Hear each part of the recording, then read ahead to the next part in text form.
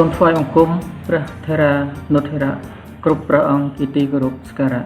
សូមគោរពបងប្អូនជនរួមជាតិរួមទាំងអ្នកសារព័ត៌មានជាទីគោរពរាប់អានថ្ងៃនេះ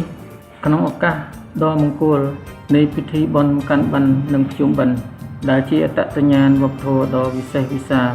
នៃជាតិយើងខ្ញុំមានសេចក្តីរីករាយក្រៃលែង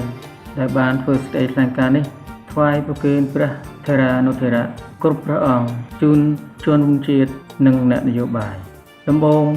ខ្ញុំសូមថ្លែងទៅកាន់បងប្អូនជនរួមជាតិទាំងអស់ក្នុងរដូវកាលនៃការជួបជុំនេះខ្ញុំសូមបួងសួងនិងជូនពរឲ្យបងប្អូនទាំងអស់មិនថានៅទីជិតទីឆ្ងាយសូមបានប្រកបដោយសេចក្តីសុខនិងសុភមង្គលក្នុងក្រុមគ្រួសារពិធីបុណ្យនេះបានរំលឹកយើងឲ្យនឹកដល់គុណូបការៈបុព្វការីជនហើយក៏ជាឱកាសដើម្បីពង្រឹងស្មារតីសាមគ្គីចាប់ពីក្នុងគ្រួសារ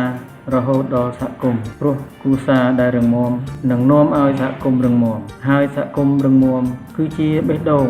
នៃប្រទេសជាតិដ៏រុងរឿងរបស់យើងខ្ញុំសូមឲ្យបងប្អូនធ្វើដំណើរប្រកបដោយសុខសុវត្ថិភាពក្នុងពិធីបុណ្យនេះខ្ញុំក៏មានសារជូនអ្នកនយោបាយដូចគ្នាដែរខ្ញុំសូមអំពាវនាវដោយស្មោះឲ្យយើងទាំងអស់គ្នាចាត់ទុកពេលវេលានេះជាឱកាសសម្រាប់ការព្រះរាជពិចារណាដោយដាក់ផលប្រយោជន៍ជាតិជាធំដើម្បីកសាងឯកភាពជាតិនិងប្រជាធិបតេយ្យពិតប្រាកដយើងត្រូវតែចាប់ផ្ដើមពីថ្នាក់មូលដ្ឋានយើងត្រូវពង្រឹងអំណាចនិងផ្ដល់ធនធានដល់ឃុំសង្កាត់ដើម្បីឲ្យពួកគាត់អាចបម្រើសេវាជូនប្រជាពលរដ្ឋបានប្រកបដោយប្រសិទ្ធភាពយើងត្រូវបញ្ឈប់ការវាយប្រហារគ្នាហើយងាកមករកវប្បធម៌សន្តិនិកប្រកបដោយការគោរពដើម្បីរួមគ្នាដោះស្រាយបញ្ហាជីវភាពការងារនិងយុត្តិធម៌សង្គមជូនប្រជាពលរដ្ឋជាទីបញ្ចប់ខ្ញុំជឿជាក់ថាប្រទេសកម្ពុជារឹងមាំត្រូវតែកសាងឡើងពីមូលដ្ឋានរឹងមាំស្មារតីនៃបុណ្យភ្ជុំបិណ្ឌដែលជាស្មារតីនៃការរួបរួមការដឹងគុណអាចក្លាយជាកម្លាំងចលករ